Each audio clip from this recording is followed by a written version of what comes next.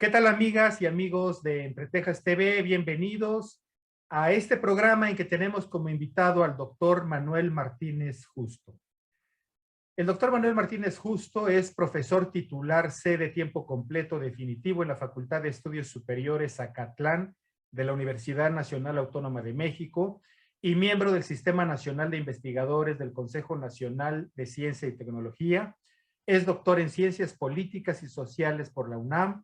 Ha publicado 7 libros y capítulos de libros como autor, coautor y coordinador sobre el tema de las relaciones internacionales de los gobiernos locales, que se han centrado fundamentalmente en lo que se denomina como la diplomacia municipal, con lo que ha contribuido a generar una nueva visión sobre la construcción y operación de la política exterior de México desde una perspectiva local. Ha ocupado diversos cargos administrativos en la FES Acatlán y pertenece a diversas asociaciones y redes profesionales como son la Asociación Mexicana de Estudios Internacionales, la MEI. Actualmente se desempeña como director de la Facultad de Estudios Superiores Acatlán en la Universidad Nacional Autónoma de México. Y bueno, yo quiero comentar que este programa reviste una gran importancia y tiene pertinencia por una razón. Comitán es una ciudad fronteriza, Comitán tiene una gran relación con Centroamérica y con Guatemala principalmente. Creo que no hemos aprovechado como Estado, como país, esa relación que deberíamos tener con los países hermanos, vecinos del sur. Y precisamente en esta ocasión, recientemente tuve oportunidad de sugerirle al presidente municipal de Comitán que abriera una oficina de relaciones internacionales en Comitán, que ya está en funciones. Pues, doctor, muchísimas gracias nuevamente por estar con nosotros, un especialista en estos temas que nos va a dar muchas luces al respecto.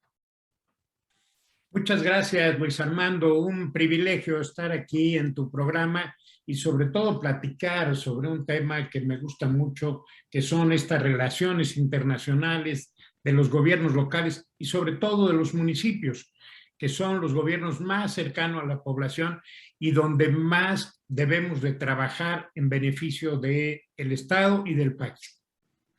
Doctor, cuéntenos. Yo tengo la idea que hace varios años el tema de las relaciones internacionales de nuestro país correspondían a la Cancillería, a la Secretaría de Relaciones Exteriores. En el 2001, según recuerdo, se abrió en Chiapas la Oficina de Relaciones Internacionales y me llamó mucho la atención de que ya el estado de Chiapas tuviera esta posibilidad. Pero ahora que me encuentro con esa bibliografía suya, sus 2 libros más recientes, muy interesantes, que son, y voy a aprovechar comentarlos, Origen, Evolución y Características de la Acción Internacional de los Gobiernos Locales y la Diplomacia Municipal Fronteriza y Costera en México, pues estoy sorprendido de que los municipios tienen la facultad para establecer estas relaciones internacionales que me imagino que ya funcionan en el norte del país desde hace mucho tiempo. Bueno, en realidad funcionan en muchas entidades federativas del país y en muchos de los municipios del país, aunque todavía es una cantidad pequeña en comparación con el número de municipios que tenemos. Pero efectivamente tienes mucha razón, no se hablaba de esto, no se le daba una visualización adecuada, ni tampoco había el aprovechamiento debido para desarrollar los municipios. Sin embargo, el tema viene de muchos años atrás. De hecho, yo en algunas de las investigaciones que he realizado, los municipios de Jalisco, de San Luis Potosí, etcétera, ya tenían desde principios de los años 60 vinculaciones con el exterior, a través evidentemente de la diáspora, es decir, de las poblaciones que migraban hacia los Estados Unidos y que a partir de ahí establecían con sus lugares de origen algún tipo de vinculación. Es lo que conocemos los internacionalistas como los hermanamientos. Se hermanaban los lugares de destino de la migración con los lugares de origen. pero realmente es hasta los años 90, en 1992, al inicio de 1992, cuando se aprueba por primera vez un instrumento, es la Ley de Celebración de Tratados, así se denomina, cuando el gobierno federal reconoce de alguna manera la posibilidad de suscribir acuerdos entre los municipios mexicanos y también, desde luego, las entidades federativas.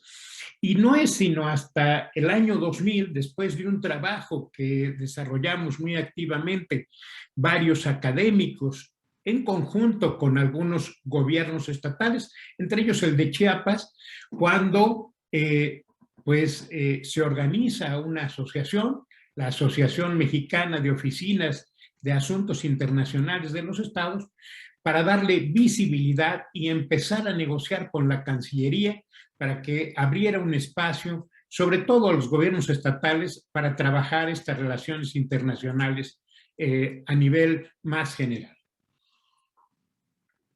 Entonces, tenemos ya a partir de ahí, sobre todo del año 2005, 2006, la posibilidad de establecer una relación directa entre los gobiernos estatales, ahora ya municipales también, y la Cancillería. Y posteriormente esto se va abriendo cada vez más en la medida en que vamos demostrando las posibilidades que tienen las vinculaciones internacionales de los municipios y de las entidades federativas para irse desarrollando y para solucionar problemas concretos que tienen en cada caso los municipios mexicanos. Y creo que es fundamental esto que nos cuenta, doctor.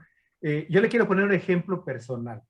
Cuando uno a estas alturas del siglo XXI piensa en el internacionalismo y todo, uno tiene en la cabeza un poco un mapamundi como que tengo detrás de mí del siglo XVII, y no pensamos en que estamos inmersos y debemos estarlo dentro de todos los temas geoestratégicos, ¿no? México es, sin duda, un punto neurálgico en el intercambio comercial, económico, político del mundo por estar al lado de la gran potencia. Yo recuerdo hace muchos años alguien que me comentaba, ya quisiera Alemania tener 5 kilómetros de frontera con Estados Unidos y no necesariamente los 1,500 creo que son que tiene México con Estados Unidos, ¿no? ¿Por qué? Porque sería un puente de intercambio comercial económico fundamental. Háblenos un poquito, por favor, de esta relación que podemos tener con Estados Unidos y con miras al resto del mundo, al Asia-Pacífico, a Europa, a Centro y Sudamérica, por supuesto. Bueno, yo empezaría retomando algo que estás diciendo y que es súper interesante, Luis Armando, que tiene que ver fundamentalmente con la posición geopolítica de México. No solamente estamos al lado de la gran potencia económica y militar mundial, sino también estamos en medio del mundo, por decirlo así. Y permítanme hacer esta referencia, permíteme, por favor, hacer esta reflexión al respecto. Y visto el mundo desde México, podríamos decir que estamos en medio de las 4 grandes aglomeraciones humanas más importantes del mundo, pero con gran poder adquisitivo en la mayor parte de ellos. Tenemos al norte, desde luego, América del Norte, pero al sur tenemos Centroamérica y América Latina, con un gran potencial de desarrollo económico en el futuro. A un lado tenemos a Asia y al otro lado Tres de estas 4 economías que nos rodean son las más avanzadas y con mayor poder adquisitivo del mundo. Así que podemos desarrollar muchas cosas ahí de forma importante. Sin embargo, solamente nuestra visión está centrada en el norte. A veces descuidamos lo que tenemos hacia el sur, América Latina, que constituye a futuro uno de los grandes mercados para nuestros productos y de mejores relaciones para las inversiones y para la vinculación política en el futuro. Sin embargo, generalmente nuestra visión tiende a ser estatocéntrica, es decir, desde el punto de vista del gobierno federal, desde el punto de vista del gobierno nacional. Sin embargo, hoy en día, en esta etapa de la globalización, como tú decías muy bien, en esta etapa en donde todo se está internacionalizando, tenemos ya más actores que acuden al ámbito internacional y desarrollan vinculaciones diferentes. Las empresas, desde luego, que recurren al exterior, no solo para buscar socios comerciales, sino también para conseguir las materias primas necesarias y conseguir, desde luego, tener mercados para colocar ahí sus productos. Necesitan hacer, y eso es lo que están haciendo, grandes alianzas estratégicas. Otras veces, los que se vinculan con el exterior son también las organizaciones no gubernamentales que tienen como objetivos temas que rebasan el ámbito meramente nacional y entonces buscan de alguna forma apoyarse en el exterior y vincularse con el exterior. Temas como el medio ambiente, como los derechos humanos, como las cuestiones de género, etcétera. Podríamos poner infinidad de temas, también están ahí. Y por otro lado, desde luego, los gobiernos locales. A veces lo que nos sucede es que dentro de las prioridades del gobierno federal no entran los gobiernos locales. Y los municipios, sobre todo, o algunas entidades federativas que tienen que salir al exterior para competir, para buscar, para competir desde el punto de vista de sus productos locales, para competir desde los servicios de turismo, etcétera, pero también al mismo tiempo para poder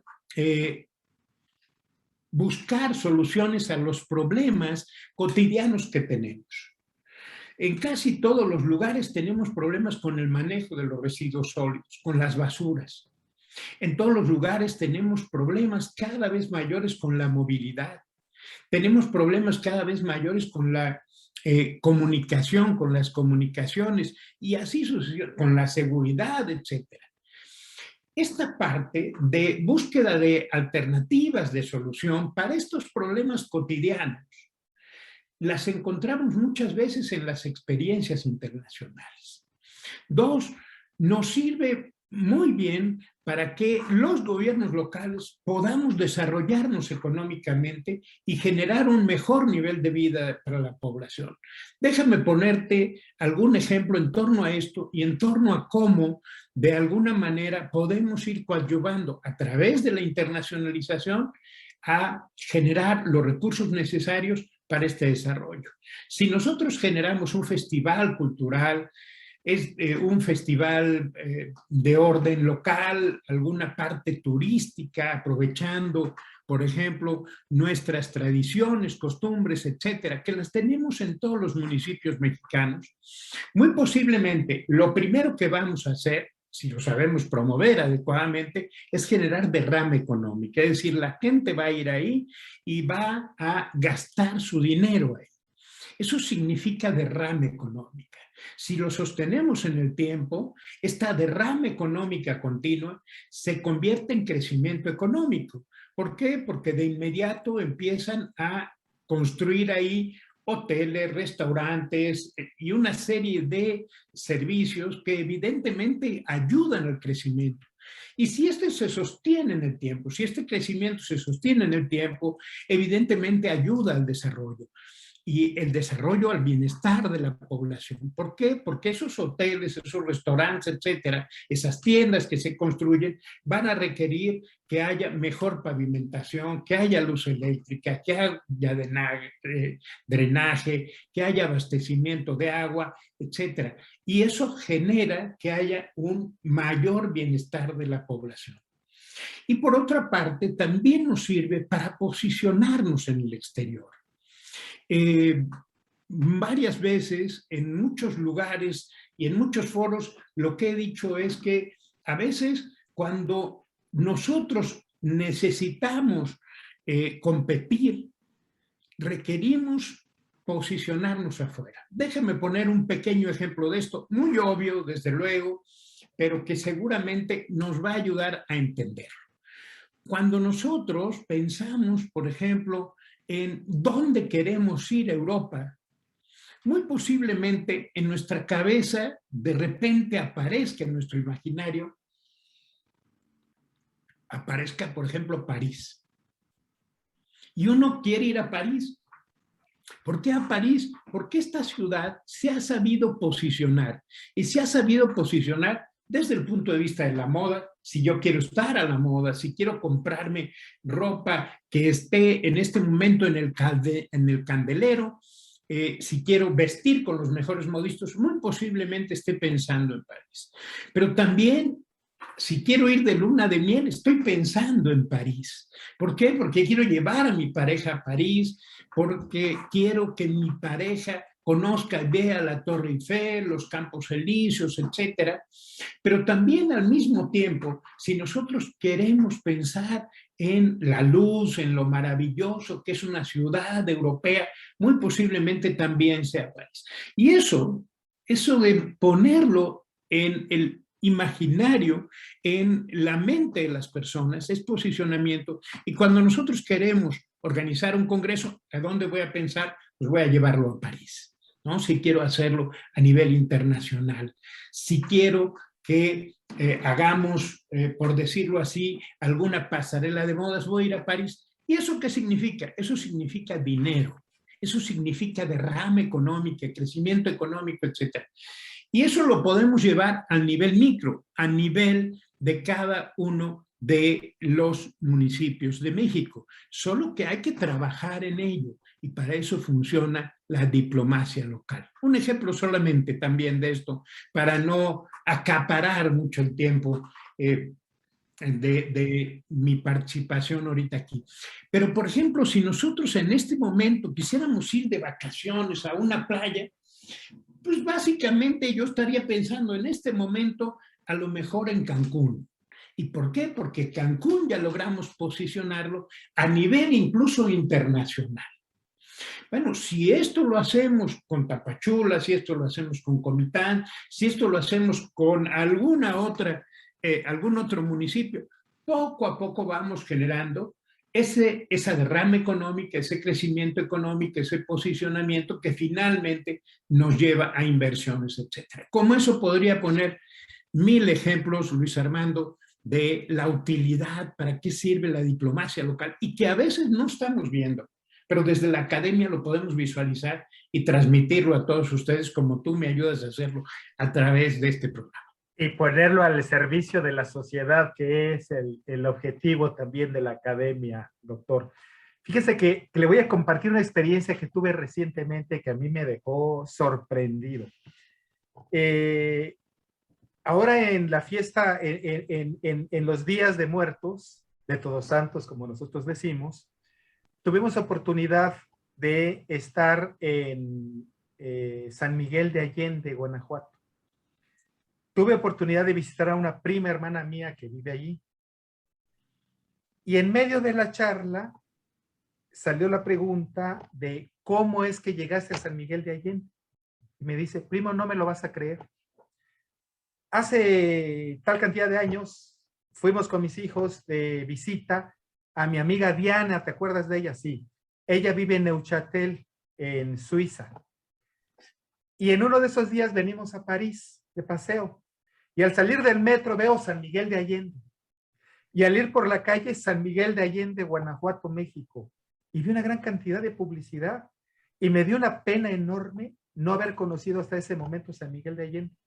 Entonces, cuando regresamos, nos propusimos conocer San Miguel de Allende con mi familia. Fuimos a visitar San Miguel de Allende. Me sorprendió la ciudad. Y ahora estamos viviendo aquí.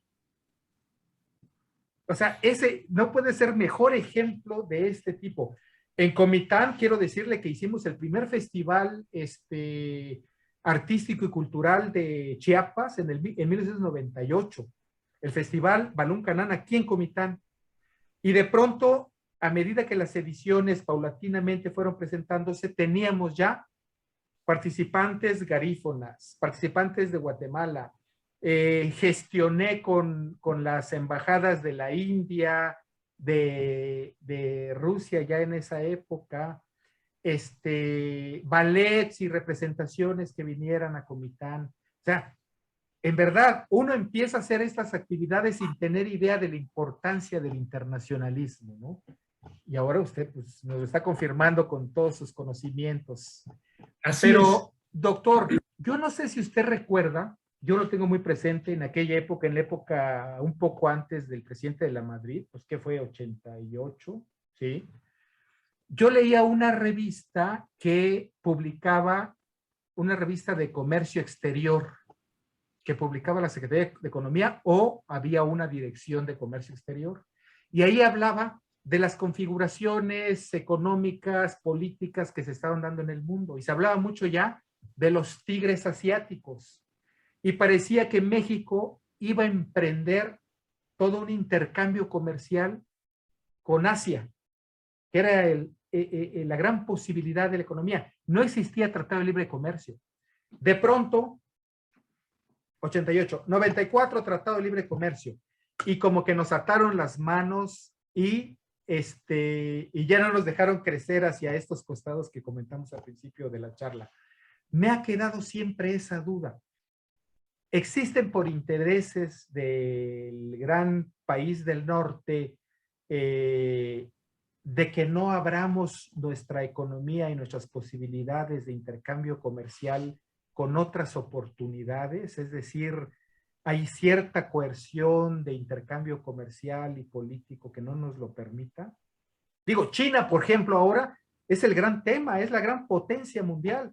Y quiero decirle, nosotros publicamos recientemente, editamos un libro sobre China que a mí me pareció magnífico como una forma de didáctica de dar a conocer a la población china, porque no tenemos la información, no sabemos de qué se trata, está hasta cierto punto satanizada a China con la idea del comunismo.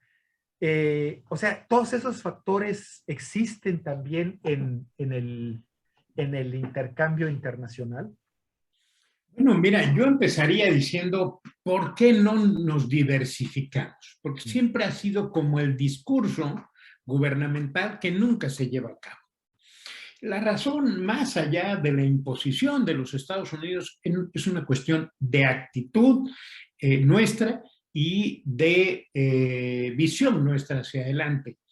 Porque yo diría que Estados Unidos para nosotros es el lugar más cómodo, es el lugar más cercano, es el lugar donde tenemos a nuestros paisanos ahí que actúan como un elemento de atracción para el comercio, ¿sí? Para el comercio nacional. Y por otro lado, yo diría que los mexicanos no acostumbramos a viajar muy lejos. Extrañamos mucho a México como para poder irnos a otros lugares. Viajamos desde luego a Canadá, viajamos desde luego a Europa, a algunos países de Europa, pero yo diría que alrededor del 95 o 90%, si queremos ser muy generosos, el 90% generosos con otros países, ¿verdad? El 90% de nuestra migración se va hacia los Estados Unidos. Entonces, bueno, hay muchas cosas que nos atan a Estados Unidos, pero eso no quiere decir que no podamos irnos hacia otros lados. Yo ponía el ejemplo de Centroamérica o América Latina. Para Chiapas, Centroamérica es un mercado natural maravilloso. Fuente de problemas, desde luego, con toda esta parte de la migración, pero también al mismo tiempo significa, uno, mano de obra esta migración, es evidente que hay que aprovecharla de alguna manera, pero segundo, significa para nosotros también un mercado maravilloso al cual podemos atender.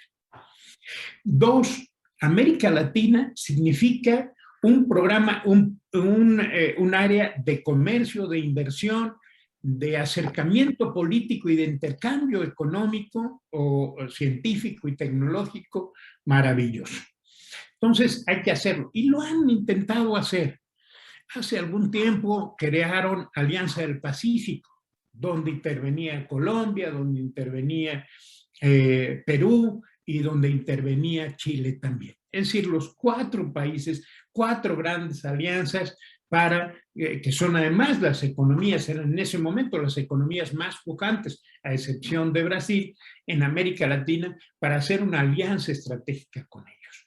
Nos hemos acercado a China también, nos hemos acercado a Japón y tenemos muchas cosas por hacer con Japón. Europa, no digamos, España, Alemania, Gran Bretaña e Italia, al igual que Francia, son los mayores inversionistas después de Estados Unidos en México. Pero a veces lo que no logramos o lo que no podemos hacer a través del gobierno federal, vuelvo aquí con esto, lo podemos hacer a través de los gobiernos locales. Por ejemplo, las vinculaciones desde luego que van hacia Estados Unidos, pero hay parte de nuestros gobiernos locales que están, de los municipios, por ejemplo, que están vinculándose con otras áreas del mundo. A veces a través de hermanamientos que responden a cuestiones migratorias, ¿sí? Tenemos migrantes de España, tenemos migrantes de Líbano, tenemos migrantes de Francia, en fin, de Italia, de otros países, y esas vinculaciones nos sirven mucho, al igual que nosotros nos hemos acercado a través de nuestra diáspora, de nuestros migrantes, a los Estados Unidos. Pero también hay otras cuestiones que están ahí haciendo que nos hermanemos y que nos unamos. Es el hecho, por ejemplo, de los vínculos históricos. ¿Sí? San Cristóbal de las Casas, en fin, tiene que ver con unos orígenes hispánicos que nos hacen que nos unamos a ella, ¿no? Y en consecuencia, esto nos sirve para vincular. Nosotros por la producción, por ejemplo, hay algunos hermanamientos entre Tequila, Jalisco, con Pisco, Perú.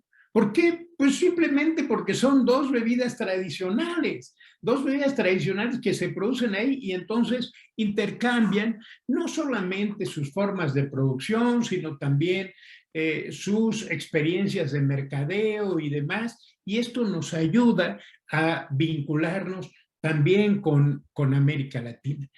¿Qué nos falta? Nos falta conocimiento sobre los mercados, conocimiento sobre las oportunidades y a veces separar esta visión estatocéntrica con la visión, digamos, local hacia afuera. Déjame ponerte también algunos ejemplos a este respecto. Voy a tomar Estados Unidos, pues como estábamos hablando antes de. Cuando nosotros queremos enfrentar a los Estados Unidos, enfrentarlo en buen sentido, a las medidas, competir con ellos, llevar a cabo una relación equilibrada, pues evidentemente no lo vamos a poder hacer entre el gobierno de Washington y el gobierno de la Ciudad de México. Pero lo que sí podemos hacer es ver cuáles son las entidades federativas de los Estados Unidos que están más vinculados con nosotros. Por ejemplo, el caso de Texas. Nosotros somos el primer socio comercial e inversor de Texas. Somos el segundo socio comercial e inversor de California. Entonces, a mí a veces me hace un poco de gracia que nos digan, oye, vamos a cerrar la frontera a México, vamos a poner un muro con México. Ah, bueno, pues a lo mejor Washington decide eso, pero cuando se enfrente a los intereses de Texas, de California, de Arizona, etcétera, eso ya no va a ser lo mismo. ¿Por qué? Porque ahí están sus intereses. Que lo hemos visto, ¿no? La negativa de los gobernadores de esos estados, claro. Así es, o la vinculación entre Sonora y Arizona, tienen una comisión especial de Arizona-Sonora. Quiere decir que esta relación general, al llevarlo a nivel local, cambia de manera importante. ¿Qué nos falta? Nos falta este convencimiento y este saber hacer para que las cosas puedan transformarse. Chiapas podía establecer su propia relación con Guatemala, con Belice y en general con Centroamérica y empezar a hacer un intercambio mucho mayor. A veces no recordamos o perdemos esta visión histórica de lo que fue el proyecto Puebla-Panamá o el proyecto mesoamericano que trataba de conectar esto, ¿sí?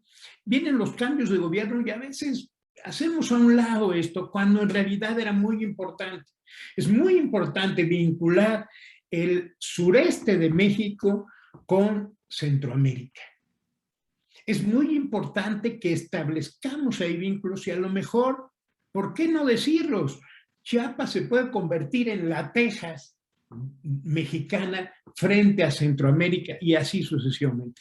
Pero hay que trabajarlo bien. Y segundo, hay que hacerlo con profesionales. Yo difícilmente me metería a hacer un programa como el que tú haces, mi querido Luis Armando, porque no tengo las habilidades, las destrezas y los conocimientos necesarios para hacerlo.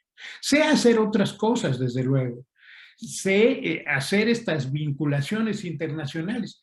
Bueno, ni yo puedo suplantarte en tu trabajo, sustituirte ahí, ni seguramente a lo mejor tú lo puedes hacer en el mío.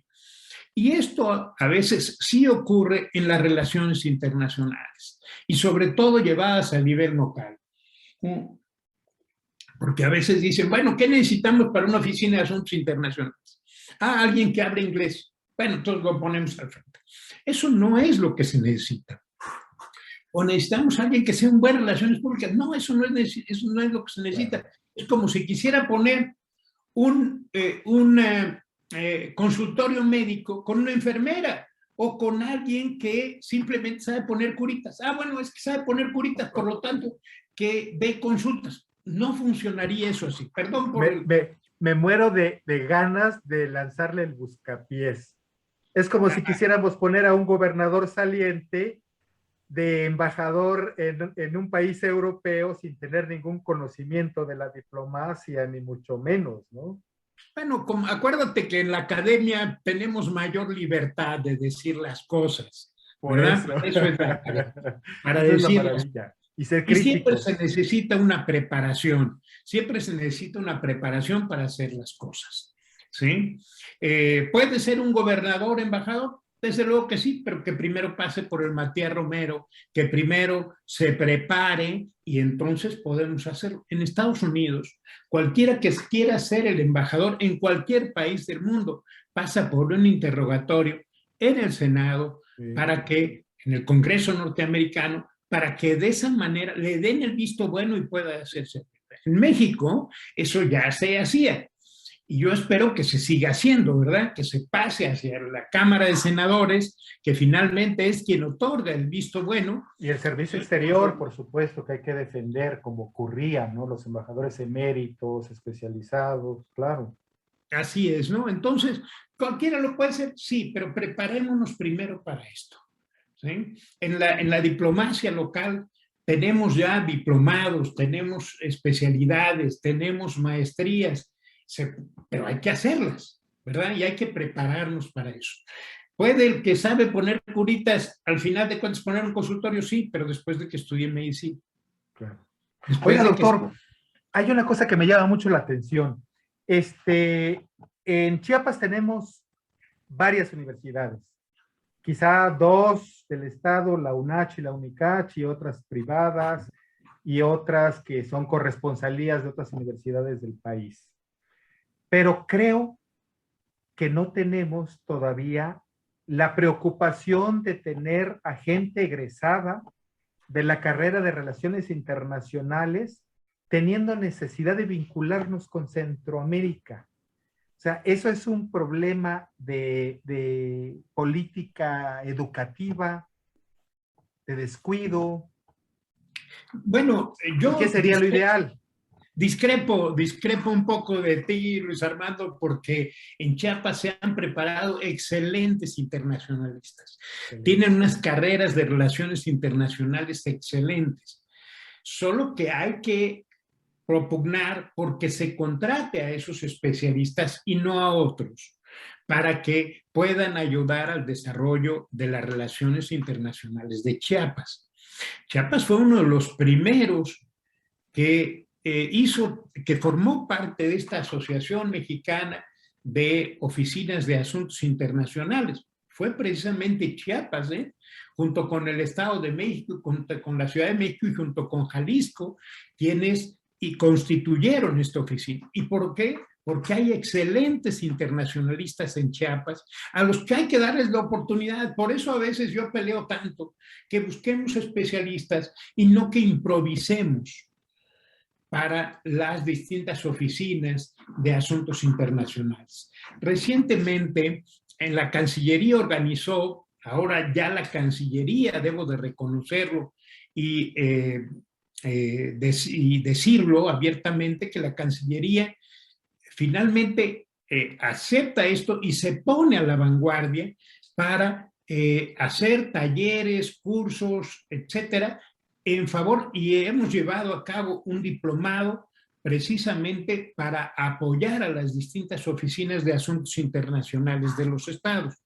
Recientemente hicimos uno para las oficinas de asuntos internacionales de los municipios, porque tenemos pocos municipios que, primero, que asuman y que se convenzan de lo bueno que es la inversión que significa tener una oficina de asuntos internacionales. Y segundo, que contrate especialistas en el tema. Si aprovecharan a los especialistas que tienen en Chiapas de relaciones internacionales, muy probablemente tendrían unas grandes oficinas de asuntos internacionales. ¿Sí? Y otra cosa sería en el desarrollo del Estado. ¿Sí? Claro, eso no es un problema solo de Chiapas, hay en otras partes en otros municipios pasa exactamente lo mismo, pero sí hay que empezar a hablar de esto, a visualizarlo y darles ese espacio a quienes debe dársele y no improvisar. Claro. Doctor, yo quisiera que nos hablara, por favor, un poco, o completara, ya nos ha hablado, del tema de la importancia justamente de esto. Y quiero apoyarme un poco en una reseña de su libro Origen, Evolución y Características de la Acción Internacional de los Gobiernos Locales. Dice, las relaciones internacionales han experimentado en las últimas 4 décadas una evolución importante, caracterizada por 3 procesos: la globalización, la incorporación de nuevos actores y, derivado de lo anterior, una mayor complejidad de sus vínculos. Ello hace necesario que se realicen nuevos estudios que analicen las características, motivaciones, limitaciones y formas de operar las vinculaciones tanto entre los nuevos actores como entre estos y los tradicionales. Y quiero saltar un poquito a donde se comenta el trabajo conjunto con otras zonas próximas para el desarrollo energético. Esto es de su libro La diplomacia municipal fronteriza y costera en México. El trabajo conjunto con otras zonas próximas para el desarrollo energético, la promoción de las actividades de destino turístico de playa o patrimonio de la humanidad, el afianzamiento de las rutas comerciales o migratorias, son ejemplos de este potencial que, acompañado de una vinculación internacional adecuada, pueden hacerse de estas áreas ejes detonantes del despegue económico, comercial, social y cultural de México. Es decir, en términos municipales, nosotros no vemos las grandes posibilidades que tendría, ¿no? Ya habló de la cultura, del turismo, del intercambio comercial, pero ¿cómo hacerle ver a los alcaldes esta importancia? O sea, tienes a la mano tal cosa, ahí está. Aprovecha. Primero, déjame empezar, Luis Armando, por los actores y luego, y estas vinculaciones de las que hablo ahí, y luego ver hacia cómo podemos hacer para promover esto, para hacerlo visible y para convencerlo. Primero, yo diría que hay muchos actores hoy en día. Las universidades somos unos actores importantes a nivel internacional, lo mismo son las empresas, lo mismo son las organizaciones no gubernamentales, como ya lo mencionaba. Pero cada uno de ellos ha ido generando una serie de formas distintas de vincularse. No es lo mismo el gobierno federal mexicano con su política exterior que un municipio, o que una universidad, o que una empresa. En fin, cada uno de ellos deriva o lleva a unas vinculaciones diferentes. Y dentro de esto, a su vez, podemos distinguir formas distintas. Por ejemplo, no es lo mismo una empresa farmacéutica que requiere de una investigación conjunta, de un mercadeo, etcétera, y de una distribución determinada, que una empresa de servicios turísticos o hotelera o lo que sea, y así sucesivamente, ¿no? O una universidad que tiene y establece formas de vinculación también diferentes. Entonces, tenemos formas muy diferentes y vinculaciones muy diferentes. De esas apenas hemos investigado un pedacito muy chiquito. Nosotros a nivel académico le llamamos diplomacias, simplemente por la vinculación con la diplomacia tradicional. Entonces hablamos de una diplomacia empresarial, de una diplomacia académica, universitaria, de una diplomacia social o de una diplomacia local y así sucesivamente. Bueno, hace falta que vayamos estudiando, investigando y dando a conocer estas formas nuevas de vinculación que se establecen. Eso por un lado. Apenas estamos ahí. Tú has visto que hay unos cuantos libros sobre diplomacia municipal y lo hemos escrito 2, 3 autores en México. Sobre la parte de diplomacia local sucede exactamente lo mismo. Es decir, de entidades federativas, hemos escrito sobre eso alrededor de unos 10 investigadores, 20 investigadores hoy en día en el mejor de los casos, y tendría que extenderse esto. Esto por un lado, porque si no, de nada sirve que digamos que se requieren especialistas cuando no tenemos todavía especialistas en todo. Ya vamos avanzando en esto. ¿Cómo convencer a los alcaldes? Bueno, yo diría que lo que nos falla es que vemos más las limitaciones, las reticencias que las ventajas.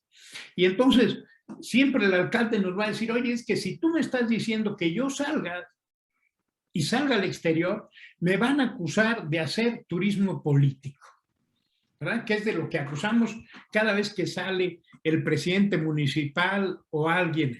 Segundo, que estoy tratando de promoverme políticamente y que quiero ponerme en el escaparate para después ser diputado local, federal o incluso buscar la gobernatura. Estas son parte de las resistencias. Otra resistencia es, bueno, ¿para qué sirven las relaciones internacionales si no sirven para nada más que para ir a los cócteles, acercarnos a las firmas de convenios que al final de cuentas no sirven para nada? Son reticencias que siempre están ahí muy presentes. Pero en la práctica lo que deberíamos hacer es demostrar que esto es una inversión. ¿Cuánto le invertimos en promover un festival? Y en comparación, ¿cuántos recursos deja ese festival? Tú lo mencionaste, Luis Armando, que si vemos la inversión que hicieron en el festival, comparado con todos los beneficios, ya no digamos de otra naturaleza, solamente la parte económica, pues evidentemente es mayor el resultado, las ganancias que la propia inversión. ¿Sí? Cuando en la Ciudad de México, y déjame volver desafortunadamente al centralismo, pero una de las cosas más complicadas que teníamos en la Ciudad de México y seguimos teniendo es la movilidad. Y entonces tomamos varias experiencias del exterior para resolver el problema de la movilidad con el Metrobús. ¿Y de dónde salió eso? Bueno, pues de una experiencia brasileña de Curitiba y luego de Bogotá, en donde se les ocurrió en un momento dado que no debería trasladarse a las personas por debajo de la tierra a través del metro, sino que la gente pudiera ir disfrutando su ciudad. Y surge el Metrobús. En otros casos, hay veces que la experiencia que tomamos en poner, por ejemplo, aparatos para hacer ejercicio en los parques. ¿Y de dónde surgió? Pues también de los europeos que empezaron a darse cuenta que su población estaba envejeciendo, que necesitaban hacer ejercicio, etcétera, y que a veces no podían pagar o no querían pagar un gimnasio para hacerlo. En consecuencia, hay que llevar esto hacia la parte de bienestar de la población. ¿Y dónde lo podemos hacer? En los parques. Ganamos con varias cosas. Uno, aunque sea una o dos personas que hagan ejercicio, ya estamos activando a una o dos personas. Y como ejemplo, eso puede servir para que vayan aumentando el número. Dos, integramos finalmente a la familia. ¿Por qué? Porque a veces llevamos a nuestros hijos al parque y ahí pueden hacer ejercicio. Lo estamos acostumbrando a hacer ejercicio, a mejorar su acondicionamiento físico, pero al mismo tiempo yo veo ahí a mis hijos, veo cómo se entretienen, etc. Y tres, restablecemos el complejo tejido social que nos lleva, esta descomposición del tejido social, nos lleva a la violencia y a otra serie de cosas. Y cuando lo podemos integrar a través de la familia, a través de los amigos, en una forma de diversión sana y reactivando físicamente, entonces eso ayuda a que la gente se vaya apropiando de los espacios públicos. Dos, vaya haciendo que mejoren físicamente y por lo tanto mejoran su calidad de vida. Y tres, van volviendo a reconstruir el tejido social correspondiente. Hacer comunidad, claro. Como eso, te podría poner varios ejemplos. Yo cuando tengo oportunidad de salir, y por eso sí creo que es importante que la gente salga, que la gente viaje. Finalmente algo se pega de todo eso y podemos traer esas experiencias a nuestros municipios. Otra vez vuelvo a lo mismo. La inversión es más chiquita que las ganancias que vamos a obtener. Es cierto que se fue de viajes, hizo turismo, sí, pero trajo esta parte que va a redituar más en la población. Y te pongo un ejemplo ahí muy rápidamente para que se vea esto, porque te digo que a través de los viajes que hago voy tratando de ver estas experiencias que pueden servir. En una ciudad en el norte de España, Puerto de Mar, que se llama Vigo, el alcalde en alguna ocasión no se le ocurrió mejor cosa que poner un dinosaurio hecho con hiedras, con enredaderas, ¿no? Y no sabía dónde ponerlo, se le ocurrió en algún momento, a lo mejor, no sé, con otro objetivo, pero lo puso en algún lugar, o lo pusieron en algún lugar. Cuando él se da cuenta de que lo habían puesto ahí, que era una zona donde se reunían mucha gente a tomar, a drogarse, etcétera, y donde estaba cercano un centro de dotación de drogas en algunos países europeos a efecto de que no haya mayor delincuencia, proporcionan unas dosis mínimas de drogas hacia las personas, a los adictos, ¿no? Y entonces, en este parque se juntaban ahí la gente alcohólica que iba a tomar, estos drogadictos, etcétera, y entonces la gente había salido de ahí. De repente se equivocan, ponen ahí el dinosaurio y lo que ocurre es un efecto de que los niños empiezan ahí a ver el dinosaurio. No tenía otra cosa, ninguna. El alcalde en principio se enfada y trata de sacarlo de ahí. Cuando lo trata de sacar de ahí, la población se resiste. Le dice, tienes que dejarlo ahí. Y el alcalde, con muy buena visión, se da cuenta que eso le va a redituar políticamente y lo que hace es mete ahí, en principio, policías para retirar a los borrachos, quita de ahí ese centro de suministro de drogas y empieza a dejarlo para que los niños y las familias se apropiaran de ese lugar. ¿Qué pasó? Hubo esa apropiación. Luego hace todavía algo mejor. En esta visión de que eso le redituaba políticamente, entonces le ocurre decir, oye, pues si esto me da buenos resultados y en otros lugares me están diciendo que haga lo mismo, pues entonces voy a hacer como una historia alrededor de esto y entonces manda a poner un huevo como de dinosaurio grande hecho de plástico, ¿verdad? Lo pone ahí y entonces da una declaración al público. Fíjate cómo lo va armando, ¿verdad? Hace una declaración a la prensa diciendo es que el dinosaurio era dinosauria, tú puso un huevo y este huevo va a servir para que lo pongamos en otro lado. Va Bueno, creciendo la familia. va creciendo la familia. ¿Qué fue lo que hizo? Bueno, pues a final de cuentas, ¿no? Después pusieron ahí, tengo las fotos de todo ese proceso como evolutivo que es generación de expectativa y mercadotecnia. Hace un dinosaurio chiquito, sustituye el huevo por ese dinosaurio chiquito y luego lo pone en otro lado de la ciudad. Pone alrededor de unos 5 o 6 dinosaurios que tienen el mismo efecto, la gente se apropia de esto y a continuación crea una especie de tren para los niños, para pasear a los niños por toda esta zona donde había puesto los 5 dinosaurios y promueve el turismo porque la gente entonces quería ir a esa ciudad a ver los dichosos dinosaurios, a subirse en ese trenecito y genera esa rama económica, etc. Es un El ejemplo. Jurassic Park de Vigo. Es Jurassic Park. Lo malo es que se va a prestar a confusiones cuando los geólogos y los arqueólogos dentro de cientos de años lleguen a la conclusión de que allí fue el origen de los dinosaurios. Es Sí, muy sí, posible, pero todo se vale para claro. generar ¿Sabe qué estaba pensando, doctor? Hace rato que nos comentaba de que los mexicanos somos un poco reacios a conocer nuevos horizontes, nuevos lugares y todo eso. Existe por allí un término que es el síndrome del jamaicón, que creo que fue un futbolista mexicano, que fue el primero que se fue no sé en qué década, quizá en los 40, en los 50, a jugar a un equipo europeo y extrañaba tanto su tierra que decidió regresarse. Estaba pensando en que a nosotros deberían insuflarnos algo así como una vacuna favorable al síndrome de Marco Polo, para que no dejáramos de recorrer todo el mundo, todo el orbe, ¿no? Para ir a ver, conocer, llevar nuestra cultura, traer nuevas ideas.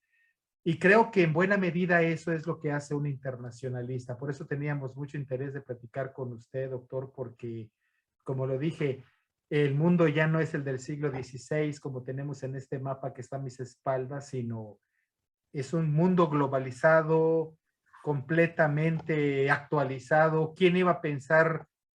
Cuando yo tenía 14 años, 12 años en Comitán y veía las noticias en televisión nacional, pero era impensable que estuviera en vivo el reportero en Londres o en París o en Trípoli, dándonos la información en el momento, en vivo, ¿no? En el momento. O sea, esas cosas maravillosas que tenemos ahorita. Pero, ¿qué va a pasar en esto de cómo deslindar, doctor, esto que relacionamos de la globalización con el neoliberalismo y sus efectos negativos y una globalización que sea un poco más humanística, más preocupada por el desarrollo del ser humano, como lo podría ser el acceso a las terminales de las bibliotecas de París o de Londres o de Nueva York, ¿no? ¿Hay alguna diferenciación en términos de estudios internacionalistas? ¿O es una equivocación este modelo que tenemos de que la globalización relacionada con el neoliberalismo es dañina para el orbe? No, de hecho, yo diría que la globalización es un fenómeno que llegó para quedarse. Incluso algunos hablan hoy en día de la hiperglobalización, porque ya es muy complicado salirnos de este fenómeno y decir, bueno, nos vamos a aislar del mundo. Hoy ya sería imposible aislarnos de lo que sucede en el mundo. Sin embargo, déjame decirte, Luis Armando, que esta concepción, así como la dices tú, más humanizada, etcétera, ya se está trabajando desde el inicio. Y de hecho, hay una diferencia entre la visión anglosajona y la visión francesa. Perdón que sea aquí un poco academicista para hacer esta explicación, Aprendemos, pero doctor, aprendemos. porque tiene que ver mucho con las concepciones de las cosas. Y Europa tiene una concepción cada vez más humanista. Lo que a ellos les importa es el desarrollo para poder vivir mejor. En algún momento se llamó el estado de bienestar, ¿verdad? Yo diría que ese concepto del estado de bienestar había que repensarlo y reacondicionarlo. Pero en principio se trata de crecer, de internacionalizarnos para vivir mejor. Y los franceses le llamaron a eso la mundialización.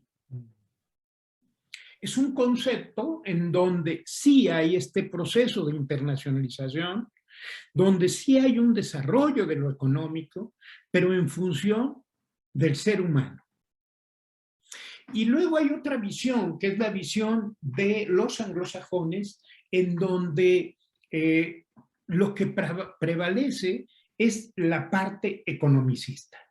Es decir, hay que globalizarnos para poder ganar más, obtener mayores ganancias, para poder hacer que nuestras empresas se posicionen y demás. Y entonces, ¿qué pasó? Hubo una desvirtualización de la globalización o de esta mundialización para irnos hacia una parte básicamente economicista. ¿Qué es lo que ha prevalecido en el mundo, Luis Armando? Si tú te fijas, parece que lo importante es quién gana más o hay que recortar los sueldos y ganar menos que el presidente. Bueno, no se trata de eso.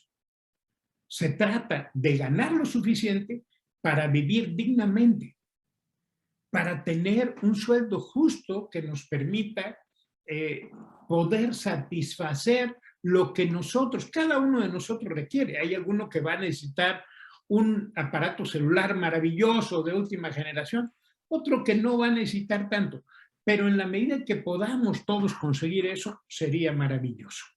O la otra es esto, bueno, evidentemente dejamos la parte presencial por esta parte tecnológica de las comunicaciones tecnológicas, donde parece ya habernos rebasado, cuando en realidad yo creo que tiene muchas cosas fabulosas.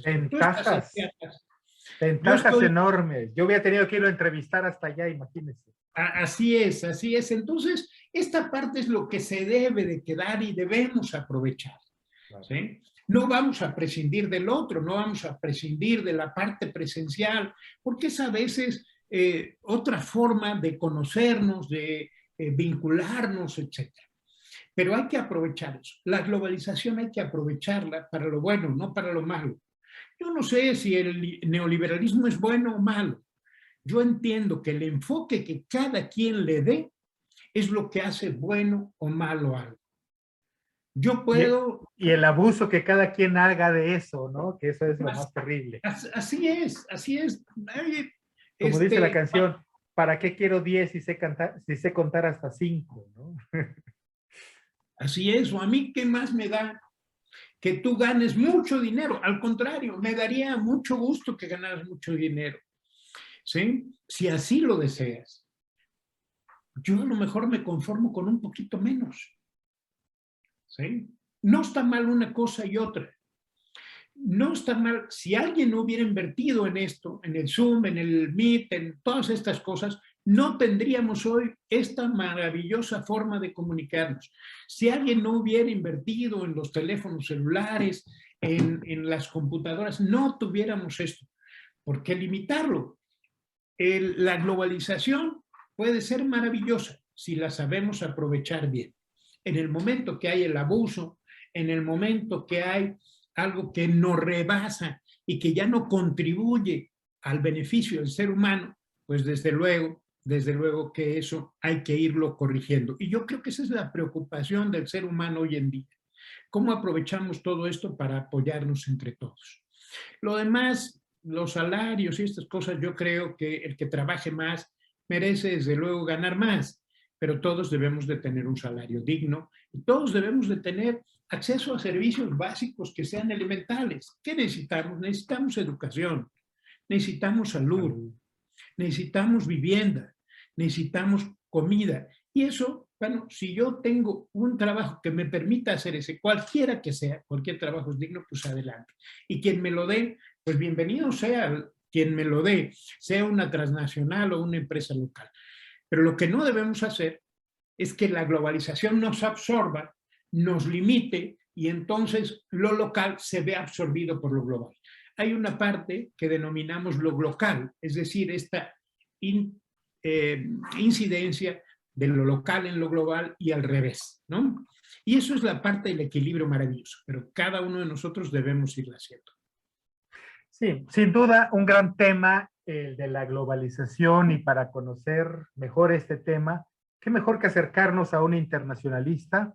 Por eso agradecemos muchísimo al doctor Manuel Martínez Justo, director de la FES Zacatlán, perdón, y gracias por estar con nosotros, doctor, en Entre Tejas TV. En verdad es que nos deja una gran lección y nos deja pensando cómo aprovechar estas relaciones internacionales, incidir en ellas, que sean benéficas para nuestra comunidad, para nuestro beneficio, y aprovechar la situación geográfica, geopolítica, geoeconómica en que nos encontramos.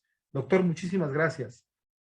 Muchas gracias, Luis Armando, por la invitación, por esta oportunidad de estar con tus radioescuchas y teleescuchas o televidentes. Plataforma escuchas y global escuchas. Global escuchas, y Zoom escuchas, y YouTuber escuchas, y todo lo demás, ¿verdad? Porque hoy ya tenemos que definirlo de muchas formas. Muchísimas gracias, es un privilegio estar aquí en tu programa, y desde luego ha sido una maravilla poder conversar contigo. No, igualmente, doctor, muchísimas gracias, muy aleccionadores sus comentarios. Y muchas gracias a ustedes que nos hicieron a favor de acompañar en Entre Tejas TV. Nos vemos a la próxima ocasión que tengamos oportunidad de estar juntos. Cuídense mucho, que estén bien.